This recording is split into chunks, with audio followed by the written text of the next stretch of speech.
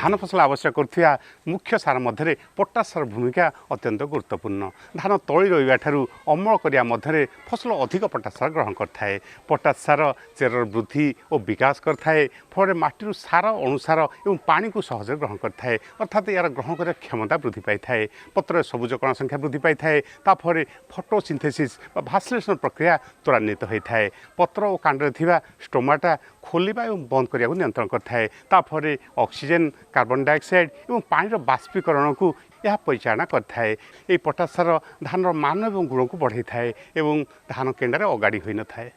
ये पोटाश सार फसल रोगपोक सहनशक्ति बढ़ाई थाए ता छड़ा ये मरुड़ी सहनशक्ति बढ़ाई थाए गचर प्रोटीन कार्बोहाइड्रेट और एटीपी ये सब प्रस्तुत करने एंजाइम को क्रियाशील कराई थाए कांड थे जीवकोश मजबूत करथाए ताफल धान गछ पड़ न थाए मोटामोटी कहया गले धान फसल वृद्धि विकास और अमल वृद्धि प्रकृत चाबिकाठी होउची पोटाश सार एते भल गुण थिबा सत्वे चाषी भाई पोटाश सार को व्यवहार कर न थांती को नेग्लेक्ट करथांती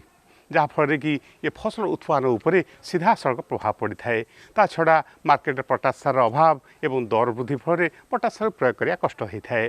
जो चाषी भाई मैंने पोटाश सार को माटी प्रयोग कर से पोटाश सार को स्प्रे करें पोटाश सार को धान फसल विभिन्न अवस्था आम प्रयोग करपरिक मूल सार हिसाब से पिल सार हिसाब से कि थोड़ सार हिसाब से तो धान फसल में आम क्यों पोटाश सार प्रयोग करिया जैविक पोटाश सार ना रासायनिक पोटाश सार को माटी प्रयोग करिया ना स्प्रे करिया जहाँकि फसल अधिक फायदा मिल पार और अमल द्विगुणित हो पार मु अरविंद साहू कृषिविद कृषि संपदा कार्यक्रम को आपण को स्वागत तेज आसतु जाना धान फसल पोटाश सार को केते परिमाण प्रयोग करिया क्यों समय प्रयोग करिया और मार्केट यदि पोटाश सार अभाव हुए ताले तार विकल्प रूपे आम ऑर्गेनिक पोटाश को प्रयोग करिया ना स्प्रे करिया पोटाश सार को प्रयोग करार सठिक पद्धति कौन रही जहाँफल कि धान गछ पड़ो ना धान झड़ो ना एकर प्रति 30 ରୁ 35 क्विंटाल पर्यंत अमल आसपार वीडियो को शेष पर्यंत देखूँ जदि आम चैनल को सब्सक्राइब करना एवं ही सब्सक्राइब करनी बेल आइकन को दबाई दिंतु ताफल आम प्रस्तुत कर नुआ नुआ वीडियो प्रथम आप पाखे पहुँच पाए धान फसल रे क्यों पोटाश सार प्रयोग करते परिमाण प्रयोग कर कमेंट बॉक्स लिखा पोटाश सार को क्वालिटी न्यूट्रिएंट कहुए पोटाश सार माटी गतिशील हो न था तेणु पोटाश सार को आम चेर पाखे प्रयोग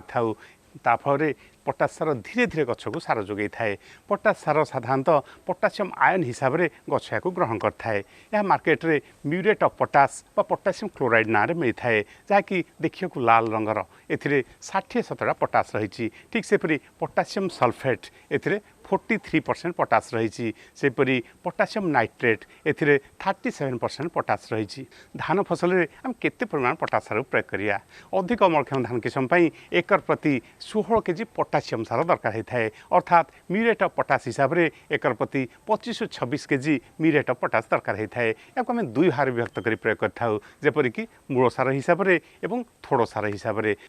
अधिक अमलक्षम धान किस्म आम म्यूरेट ऑफ पोटाश को मूल सार हिसाब से एकर प्रति 16-17 केजी हिसाब प्रयोग कर थोड़ सार हिसाब से आम एकर प्रति 9 ରୁ 10 केजी हिसाब प्रयोग कर ठीक सेपरी हाइब्रिड किस्म धान एकर प्रति 24 केजी पोटासियम सार दरकार होता है अर्थात 38 केजी म्यूरेट ऑफ पोटाश सार दरकार होता है एक दुई भाग कर प्रयोग करिया मूल सार हिसाब से आम एकर प्रति 27 केजी म्यूरेट ऑफ पोटाश प्रयोग करिया एवं थोड़ सार हिसाब से आम 11 केजी हिसाब प्रयोग करिया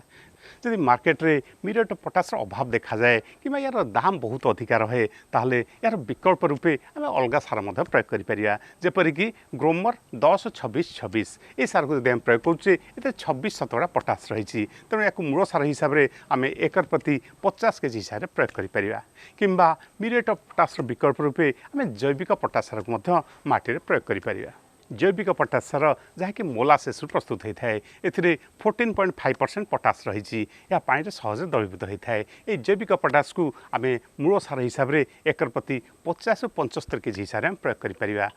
जेपरिक मार्केट में मिलुवा क्रिप्को कंपानीर नेचुरल पोटाश सार किंबा नर्मदा पोटाश किंबा महाशक्ति पोटाश ये जेकोसी जैविक पोटाश को मूल सार प्रयोग करिपरिया ठीक सेपरी माटी प्रयोग करथिया पोटाश सार 20 ରୁ 30 शतकड़ा अति बेसी 40 शतकड़ा गछ ग्रहण कर पाए बाकी सब नष्ट हो जाए तेणु फसल में पोटासार ग्रहण कर क्षमता बढ़ाई पोटासार को स्प्रे कर गछ सहज पोटासार ग्रहण कर अधिक परिमाण पोटासार ग्रहण कर किंतु गछर पत्र बड़ होगापर पिल अवस्था आम स्प्रे कर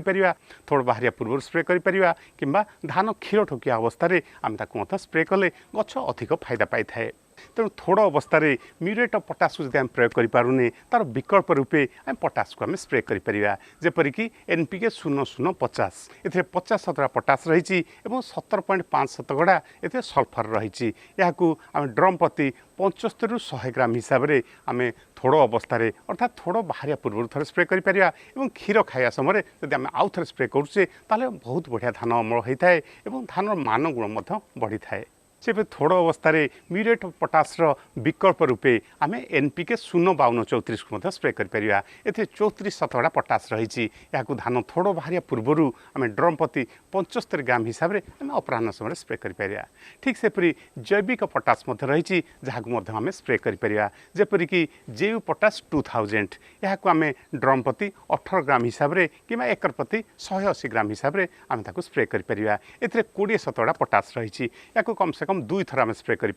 थोड़ बाहर पूर्व थे और क्षीर खाଇବା समय थे 2 थर स्प्रे करुचे अमल वृद्धि हो पार ठीक सेपरी ट्रॉपिकल आग्रोर टैग K20 ए 20 शतकड़ा पोटाश रही एकर प्रति 48 ग्राम हिसाब से कि ड्रम प्रति 4.8 ग्राम हिसाब से आम अपराह स्प्रे कर कम से कम आम 2 थर स्प्रे कर आम वीडियो आपन किपरि लगिला कमेंट बॉक्स में लिखंतु जदि आम वीडियो आपन भल लगी थाए तो लाइक शेयर सब्सक्राइब करंतु धन्यवाद जय किसान।